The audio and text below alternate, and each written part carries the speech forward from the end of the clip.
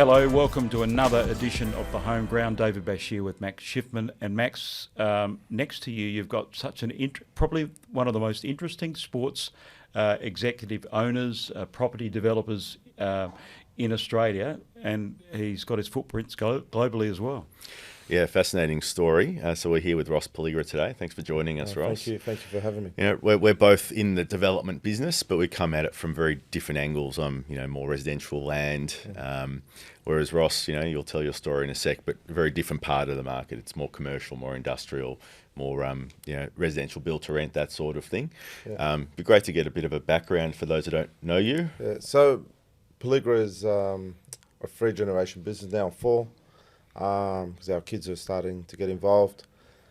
Started by my grandfather, migrated from Sicily, 1958, and we pretty much came over to Australia with the open mind to create a home here in Australia, and he's done, set the grassroots for us, grandkids. So it's been an unbelievable story when I look back and I see, just talking to my father and my mum and my grandma, which is still alive, lucky to have her, just how the business has evolved over the years, how the business has gone through some tough challenges where had different climate changes of recession in the 90s, September 11 hit as well, the GFC.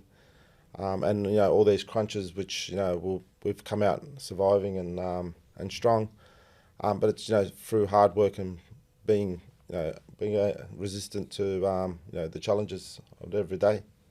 The business is pretty much, we've got the development arm, the construction arm, and the landlord arm, and we develop property to lease it to multiple different tenants. So we're involved in industrial, commercial, office, hotel and sports, infrastructure assets, which we lease to different groups and organisations, medical as well. I go back to the days when my grandfather used to build a house and turn into a 9-room home. It was a home which was effectively a dental clinic or a medical centre, and we still got some of those assets in the portfolio, which have been tenants from day dot when Granddad set them up, and now we've moved into more medical hospital type of facilities.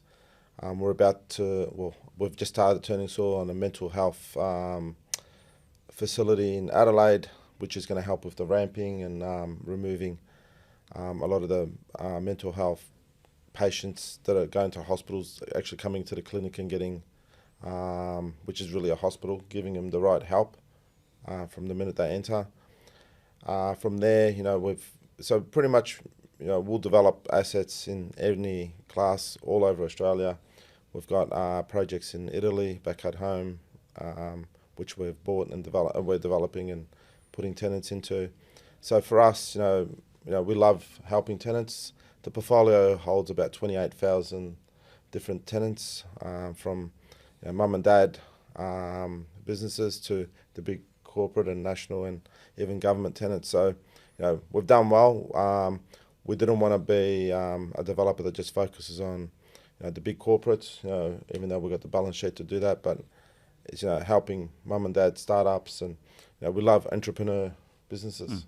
Ross, some of your more interesting projects, before we get on to the sports portfolio, some of the repurposing of, say, the Holden and Ford factories, for example. Yeah. I noticed that, that takes a fair bit of vision and creativity. Can you tell us a little bit about some of your more, challenging commercial projects? Yeah, so we, and this comes from intergeneration of assets that my family's held, where, we've been landlords, we've had property, tenants come and go, they'll be in for a 10-year term.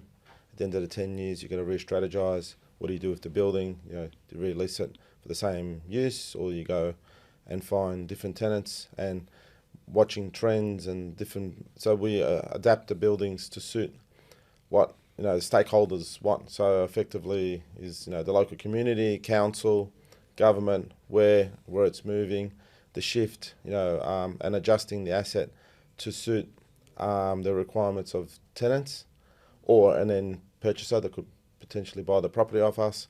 So for us, it's about creating asset that is, today. We look forward, but forward for us is, with a tenant helping us land bank it to be able to take the next milestone of the asset. I mean, you certainly have one of the most diverse businesses and portfolios of anyone that I'm aware of. And then that was enough. You've now decided to diversify into sport as well. Yeah. So tell us a bit about that journey and how you got into I sport. wasn't busy enough, so I needed another challenge. So for me, sport was new, but it wasn't new because obviously we were, the last 20 years, it was part of my passion. I was a bit of a sports nut, and I wanted to help people in health and being able to be fit. So we've been building a lot of gyms, from gyms to kids play centres to gymnastic centres. We've done ovals where we've leased them, basketball courts. So it was something that we already were familiar with, and when in my mind as a builder developer, I can develop and build anything to suit client requirements. We had this opportunity of looking at Adelaide Giants, which is a basketball team that pretty much sat, and it was interesting because they didn't have a proper home. There was a lot of needs that it needed, so we had the opportunity of buying the franchise, and from there, we connected with Philadelphia, which Philadelphia Phillies, which we share players, and from there we noticed that there was a big Asian market, which now we're in the middle of master planning for a new home for us and training facilities. It's taken a bit longer because we want to have it right close to the city and allocating the right site, and Adelaide has got a lot of land, but a lot of it's parkland. And what's important to me is if you're creating infrastructure for our athletes, is that it's their asset. We can't go sharing it with multiple groups. When we need to train, the coaches need to train, or they need that extra time with the players.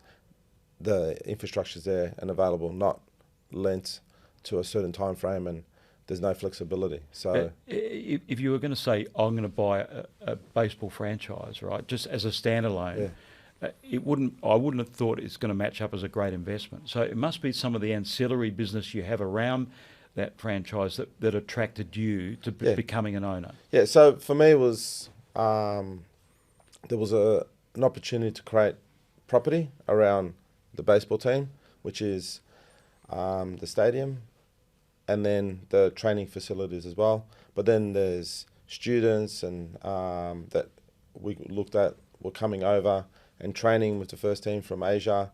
So, there's a student accommodation part of it.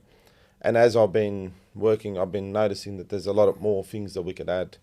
So, our hotels are starting to get more busier with the requirement of, some of our hotels are under management agreements, and Lisa, we're recommending where to go, and it just creates a bit of a circular business. But really where the penny dropped for me is when I bought Catania.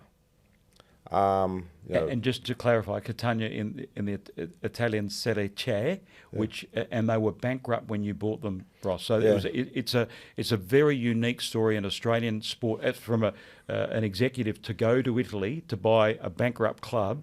Tell us how that all transpired. Okay, so when we bought Catania, we were looking at other existing clubs which had stadiums and infrastructure, and pretty much you walk in, you had some debt you had to deal with, and some deadwood within the clubs. But Catania came with just a registration number. So we bought the club. The day we bought the club, I turned to Vince and Mark and I said, we bought the club, you're involved and you're my partners, and so it means now we're all going to work together to build the club the way we want to design it. But what we also designed the club around was the community, the people, what they believed in, their values, and made sure that the club had, you know, it really represented the city, so Catania. And, you know, we've built the whole club in, so the first year we had to pull together the whole team. I remember the day I signed the contract to take over the team, which was just pretty much the registration number. We had no officers, we had no brand, we had no logo. We only had 6 weeks to build the team, the logo, and be ready to start playing. And it was a massive challenge. Everyone was telling me that you need to wait a year before you can start playing. Vince, and you're referring to Vince Grella and Mark Bresciano. Correct. Yeah. So Vince and Mark, were very confident that they could build the team because they understood how to put a team together and where the players were and coaches and the support team. So pretty much I took a 6-week break from coming to Australia and stayed there, and we built the club. We effectively got started, and from day one, we were winning. We had some challenges, obviously, but what also taught me is that there was a big disconnection between the club and the local community, at junior level, where they didn't really feel they were connected to Catania. So I wanted to fix that. So being there for 6 weeks, I was able to go around and visit all the junior clubs, and that also brought bums on seats at the stadium.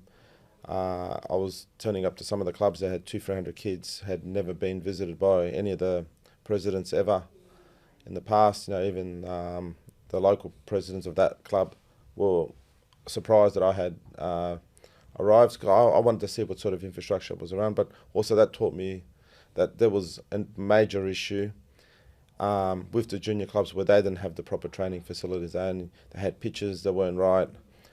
Kids were training and playing on those pitches and injuring themselves, which created a lot of angst, a lot of mental health issues, a lot of uncertainty. Parents, if my kids are getting injured, should I make them stop? These are the sort of things. So then I started working with the federal government, explaining what was going on, got them to come down to Catania. We did a bit of a day trip around, driving around and looking at and visiting, and the minister from sport actually decided that he was going to start investing in building up some pitches, putting grass down, synthetic. So then the kids weren't playing on sand and on gravel, injuring themselves. And, it's been a total 180-degree turn for Catania, but there's still a lot of work to be done. So then, we've decided as a Peligra board that we're going to invest in the infrastructure for training. And, we've gone down that line of putting in bids to buy assets, which we're just waiting on final outcomes on those bids. But pretty much, looking at what else can we do around, we've got a great team. Now we've got the great connection with the city, is now how do we connect the training for the whole family to be involved with, one of the children is playing for Catania at the age of 5, 6, 8, 10, 15, depending on how do we connect them back, the whole family back into Catania. So, it creates that experience and see what other things we can do. And that's where, I'm seeing a lot of the ancillary tenants and businesses that I've been working with, been involved in the family for the last pretty much all my life. I started working when I was 14. So there's a lot of businesses that are operating within our portfolio that can actually be involved in the soccer club as an ancillary, from either a physio or a dental to other medical requirements to housing. There's other requirements that we can create, and that's where we're doing our master planning now around a training facility. And originally started with 3 to 4 pitches to now. My master plan shows me that I need really a 20 hectare site with a lot of training, and then bringing in other type of sports as part of a break from the football, and being able to adjust. High intensity gyms, swimming pools, and having that bit of a different culture change within the whole training facility. But when I look around, and I've been travelling for the last 3 years, looking at a number of different football stadiums and training facilities, it's just a lack of investment. And the only way you're going to get experience on the field and be able to, and now talking about Australia, is there's not a lot of investment being made. Yep. It's just we make do what we can. We look after the first team, but then from the age of 21, under 21s, it's hope for the best. We'll train where we can, and you can't create proper athletes. You can't get the proper skill that the kids need, and that's male and female. So I want to change that. I see it as an opportunity as a developer. Now it's going to make sure it can monetize itself, so it can pay back the investment. And where one of the biggest concerns I got is I look at what we're doing on the field and what we're going to be doing at world competition. We don't have enough experience to be able to compete at that level, and that could eventually put us out of a World Cup.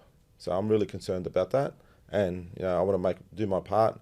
And at the A-League level, I'm really pushing to make sure that we fix our infrastructure, but also work our way down to make sure that the infrastructure in the suburbs is also fixed as well. Yeah, and Max, the Catania to Perth Glory and the ownership there, it's pretty interesting, isn't it? Yeah, well, it's a great parallel, because obviously you've learned a lot out of the Italian experience, and it's interesting to hear how, on the one hand, you got nothing other than a registration number, but equally you were able to build into that long history of a club like Catania. So yeah, you've taken the ownership of Perth Glory, which is now bringing it back to the Australian context. And with your background, I'm sure you have a lot of big plans around how you're going to make sure that club continues to thrive. It'd be interesting to hear about some of those ideas and maybe contrast it with what's happened to Western United, and probably hasn't gone as well, even though perhaps they had a similar dream. Look, the Western United was probably just a short-term cash flow issue, which the club unfortunately has had. Obviously, it's now given them a break to go and rebuild and recalibrate the investment. Look, every club in its lifetime will have speed humps. Unfortunately, they've had a speed hump which they've got to get over, and I'm sure before you know it, they'll be back playing again. The infrastructure that it's just unfortunate, the timing. We had effectively a GFC in money crunching with finance across the board, that has pretty much interest rates climbed that fast that no one was expecting, and it's put a bit of a depression in the mindset or even the confidence of financiers being able to, and that's probably where Western United's had a bit of an issue. I don't know the full issues that they got, but I'm very confident with them having a break. They're going to be able to recalibrate and be able to come back. But what they're doing is exactly what every club needs to start doing. And when I bought Perth, we bought it with no infrastructure. So in the last 12 months, we've done a deal with Stirling Council to get a full-time facility that is controlled by us. It's the first time in Perth Glory's history that the training ground, office, admin, sales, everyone sits in the same property. So they weren't together until now. No, so they were they were training in different facilities, office. It was just, everyone had to eyeball each other, and I made sure that that's happened. So we've done a deal with Stirling Council for a Mirrabooka, which I'll be doing in a couple of weeks, the grand opening for the site. The boys are really happy, the girls are really happy. They do training now at the same facility. There's a lot of sharing of information. Our medical team's there. They're watching the guys train. But that's not enough in my eyes, because it's just looking after our first team. But, how do we then make sure that the up and coming are getting the same sort of treatment? Is now we're about to enter into contracts on bigger sites to build more facilities for training, and without that training facilities, we can't get the level of performance that we need, but also we won't be successful. So I'm dedicated to setting up these facilities. Government's dedicated to assisting, and local councils. We've got the whole community behind what we want to do. It's a 10-year program to build it so it's strong, and making sure that we've got facilities that cater for all the sports requirements. But then, what other ancillaries that we can bring in as businesses that can help and support, so parents don't have to run across town trying to get services for kids. Making sure that it's easy for them to be able to get access, and that's where we're building that whole master plan around what is really required. So, and for me too, I'm learning every day. There's new things that are needed for the club to be stronger and more powerful, and that's where and it's something new to us, but it's not, because it's it's spread across the whole city. But now it's how do we bring all those services together in one place where it becomes a one-stop shop. And Ross, I know that there's issues, there's problems with the A-League and the connectivity of fans to clubs. Are you seeing that in Perth? It's not just Perth. Other clubs in other states have the same issues. What do you think the big problem is with attendances at A-League matches? Is it the connection between the fans and the club and the storylines that are told? How are you seeing it from your perspective? It's only been in a year and a bit that I've been involved in Perth, so I'm still trying to understand how I can remove that barrier between the A-League and the junior clubs. So you see it as a barrier? There is a there barrier. There was a barrier there. Yep. And as far as I'm concerned, Perth, I own the club, but it really belongs to the city. So it represents every single club in Perth. We're the only A-League club there, and we represent Perth. So I want to make sure that all the junior clubs are connected to us and they feel part of us, and they also can get help from us. So then that's a pathway forward. So the dream is, I want to be a footballer. I've got access. I can see what Perth's doing. I know I can get there. I don't have to go to another city or another country to become a footballer. So for me, it's around making sure that there's that connection. And I've strongly told everyone within my team, especially the players, if a child comes up to you and wants to talk to you, put out your hand, talk to them, give them advice, make them feel like they're part of you. We're not running around as superstars, actors that, we can't be touched and can't be seen. I want the junior, anyone that's in football that wants to be involved, don't wreck the dream for the kid. So for me, it's making sure that we've got that connection, but also we're going around and, one of the things that we're going to be doing this year is having that connection where we go and visit the junior clubs, making sure that not just myself, but even our coaches, and see what they're doing, and see, there's young talent out there that probably won't even get a chance if we don't see them and scout them, to be able to have that connection. But also, it's got to be connected. My eyes, the way I see it is, football people go to football games. So without football people wanting to come to the games, we have an empty stadium. So it's important that we have that connection. And I've been strongly recommending that to other club owners. You need to connect to the grassroots, because they're the future. They're the kids that are going to come. They're the ones that are going to cheer. They're the ones that are going to talk about the whole match. They're going to defend what's happening, and it's part of the whole, and the parents as well. So the minute they feel disconnected, they're not going to be supporting you, and that's a big problem.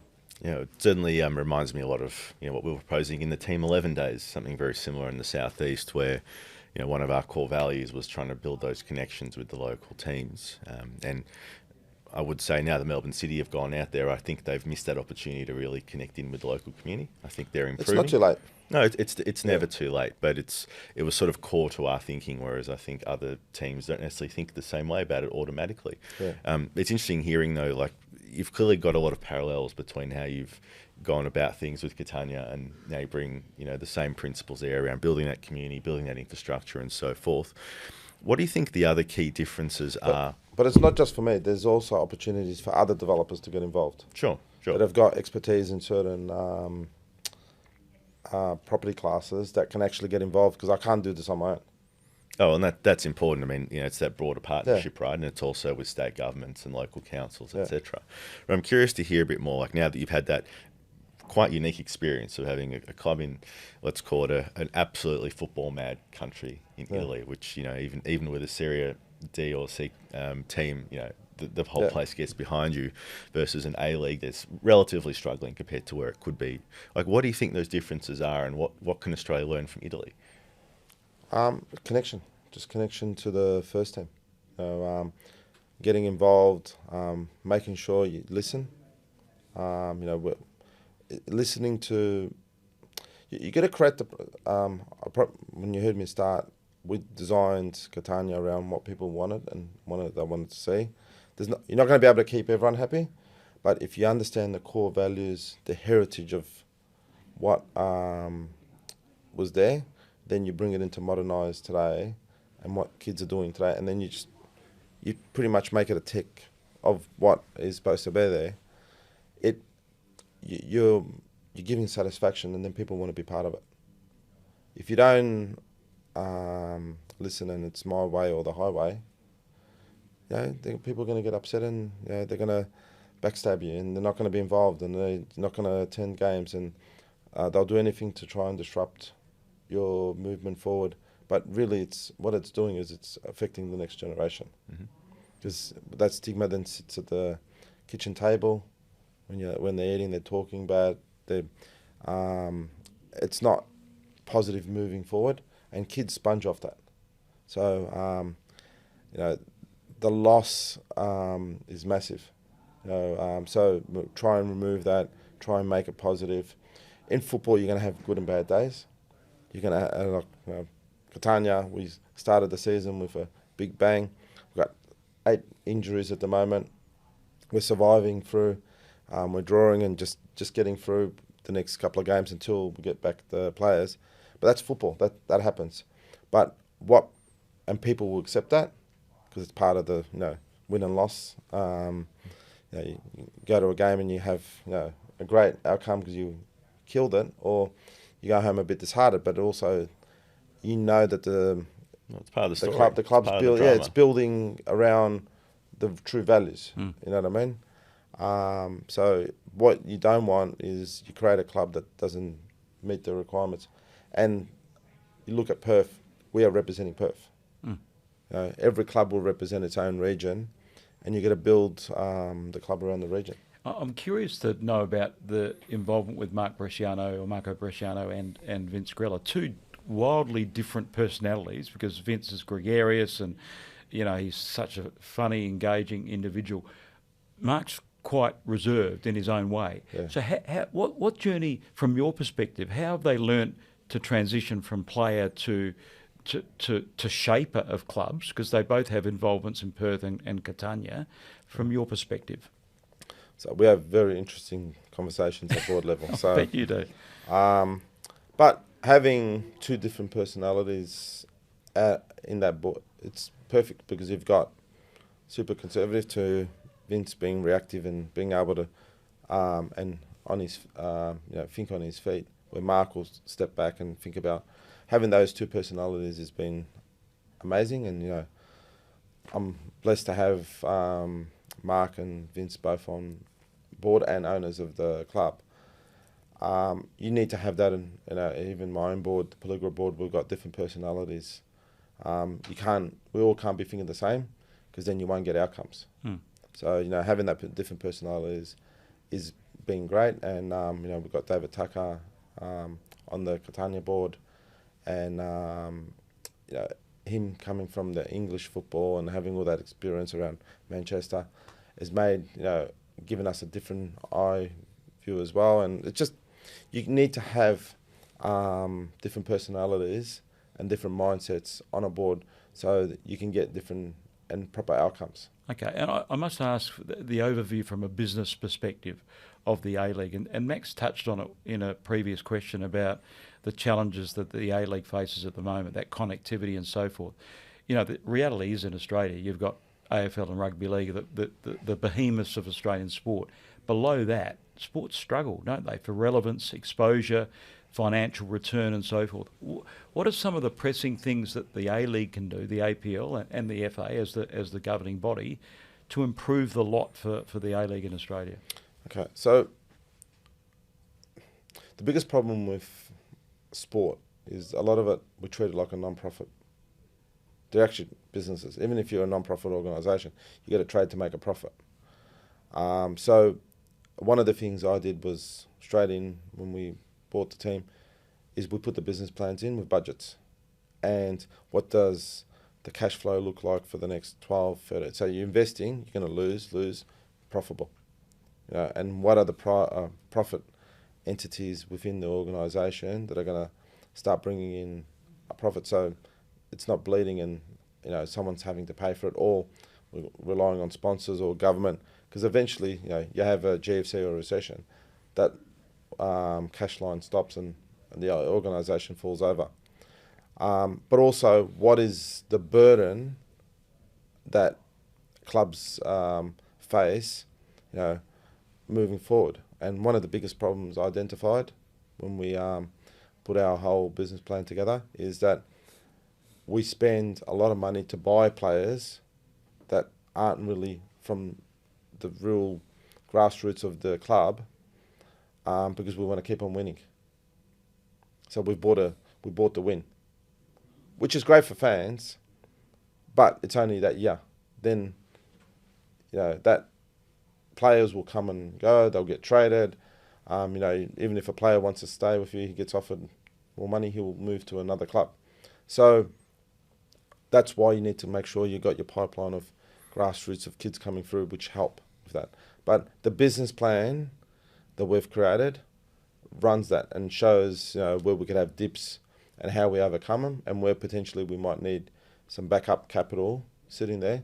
But then the biggest thing that we identified was the property side of it, where the infrastructure, not having the infrastructure which we're either paying through the nose to rent it or missing out on it, which then is creating a disadvantage. So without the right accommodation, you can't have the athletes doing the right training from all the way from the grassroots to our first team. So it's a massive problem. And then, like we've got kids that want to come from interstate that are 14, 15, 16. There's no accommodation for them. And that's where there's a housing issue, crisis, where, okay, how do I now create a residential accommodation program where parents can come and do 2, 3, 4, 5 weeks of training or stay with us, and then we develop, or how do we connect them back to the junior clubs? And that's where part of our business case is we're actually working on. So the club can be very successful if every part of the business is actually starting to make a profit, work out what you're losing on, and then adjust it to make it make money. Okay, that's interesting. I mean, it's a very good lesson, right? About, a not-for-profit doesn't mean it shouldn't make profit. It just means it's not distributing the profit to shareholders. So you've got to have that discipline and retain it. I wish our governments run the same way sometimes. Yeah. It's a different story. Now, we've talked a lot about football particularly and your initial sort of foray through the Adelaide Giants, but you've actually got interest in other sports as well, ice hockey, basketball. Yes. So tell us a bit more about that, and what else should we be looking out for with the Peligra name on it soon? So moving forward, obviously the business will continue doing what it's doing with its commercial outcomes, industrial, hotels, medical, housing. That'll always continue. But what we're going to be looking at is how do we develop some of the junior clubs in the suburbs, helping them with infrastructure, partnering up with them to deliver better quality assets. So then kids at a young age get attracted and get used to going to facilities that are at world scale. Where I look at China, they've gone and built the best of best sporting infrastructure. Just the kids don't want to really be involved. Some of them get involved, but there's a lot of expats. We're a sporting nation. We're used to playing sport. Melbourne, Sydney, Brisbane, Adelaide, every city, everyone's involved in sport, but we're not investing in sport. So, and what I mean is not in the technical side, I'm talking about the infrastructure. And that's where a part can come from some of the superannuation funds. Government is building infrastructure that takes it to the next level, and that'll create a lot more business for those junior clubs, because then there can be tie-ups with other junior clubs around the world, other cities, where kids can have that opportunity to come. Like, we've got a number of Japanese kids and Korean kids that want to come and train with our baseball team, but I don't have enough pitches. But it's not even the pitches; it's the housing. It's enough school classrooms for them to even learn English while they're here, because they're only going to spend and then other activities. So if we want to create that tourism, and that's where we can be. We're effectively in Australia, we are probably a leader in sport to Southeast Asia, which is probably 50% of the world GPT consumer, which we can educate those kids that can come here, and we're trusted, easy to access, we're not far from their homes, but also that'll create other investment opportunities. So you're really talking about that precinct scale usage rather than just the specific sport and the things that belong to it. Like when you look at the business plan across from the team and playing and training to the medical team to every part of it, it's just got a lack of infrastructure, lack of investment. Yeah. Ross, there's an old adage: you buy the worst house on the best street. Have you applied that type of logic to your sporting investments in a way? Yes, but also, how do we fix the whole street? Okay, so you've got a holistic look at Well, the best value of a house, or a house to get the most value, is the most expensive street. So if every street in the house is worth more and more and more money because they're improving and people want to be there, it means your price is going to go up and you're going to get the best value. But also it's going to be the accommodation will be, you're not driving past someone that's got a unlandscaped asset to, the whole street looks good, and you've got one property that just looks dormant and not invested properly, or not painted. It just you got to fix the whole street, and if you're gonna fix sport, you got to fix everything from the team but that investment can make money for investors. And I get a sense that the circular investment you're talking about, the surrounding an A-League club, is the way you think this league can not just survive but potentially thrive in the future. Are you calling on other investors, other developers to look at sport in the way you have. Correct, yeah. So, as developers, we're entrepreneurs. We create developments around people's needs and what people want to buy and what they want to spend it on. So, where sometimes we get confused as developers. What are we really creating? Because we're guided by what the last developer did. I never look at what the last developer did. I look at what the market needs, what the community wants, what the requirements. And in my eyes, is any asset in any suburb can work, as long as you pitch it right. You give people what they want. It's the old saying. This is something that my grandfather taught me. Give people what they want. Give them what they need. Give them what they can afford, and then add tech into it, and it will survive. So if you've you can go into a very wealthy suburb, and you get to lift the asset class to that level, but also the business mind, the whole requirement around it. So I'm calling on investors and financiers looking at what is the opportunity around sport that they can invest in, because there's a lack of investment. But also, if you do a 5 and 10, 20-year plan, the actual investment will pay off big. I think absolutely, but I just think right at this point we're at an inflection point in Australian football. I think with the championships coming on board, the A-League in a difficult space at the moment. So I think what you're looking at is a macro. It's not difficult. It's in a speed hump. The speed hump that we need to get through. And every organisation will go through speed humps, and football is going through that speed hump. But we've got good owners. We're all in alignment. We're working together. We've got the Australian football as well. They're looking at investing in how do we. We've got FIFA has been down to Australia. They were in Sydney about a week ago. Doing workshops, trying to work out how they can get involved, how they can motivate, and get the movement, and we're all going to do it together.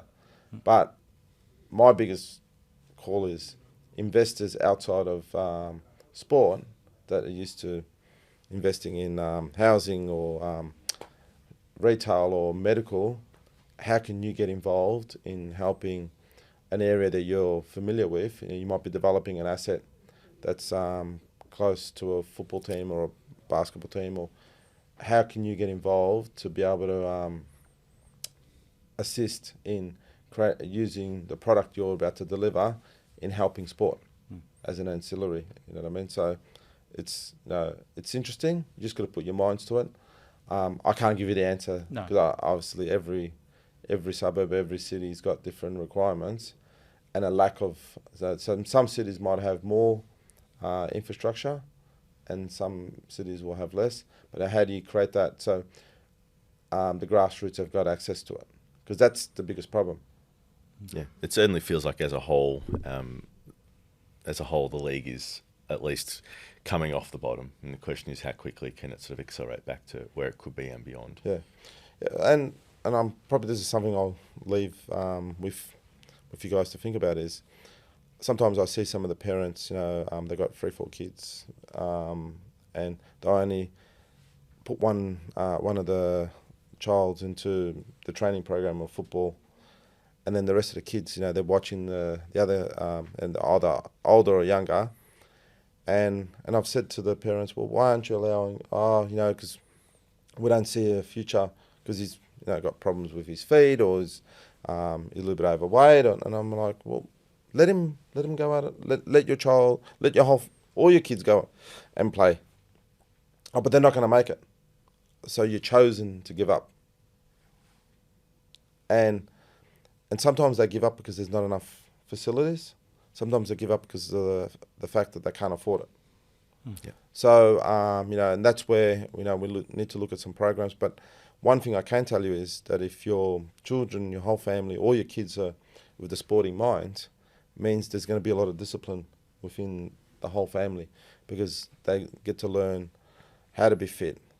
They're thinking about what food, what they're doing, how they interact with the community. Also, they're part of a club, which then makes them feel wanted, and from there they support each other. So, one of the things that I want to start seeing is the whole family, how they get involved. And it might mean that, the kids are training, mum decides while she's dropping off the kids to go and use the gym facilities or the aerobics or the Pilates, and have all those programs part of, they stop in the car and everyone's getting out of the car and being part of the whole sports mindset. So that when they go home, everyone's got a little story to tell, but also it's the connection. So it's not just one member of the family getting the benefit of the sports outcome. Yep. Well, Max, it's probably one of the most unique Australian stories of global sports ownership with Ross, and we thank you, Ross, for sharing your story and giving us a different perspective of the way you look at sport through the lens of property and business. Yeah. So I believe that there's a massive requirement, but also there's a massive investment that can be made and profit that can come out of it long term for businesses that aren't even connected to sport at the moment that can look in and get involved. Thanks, Ross. Thank you.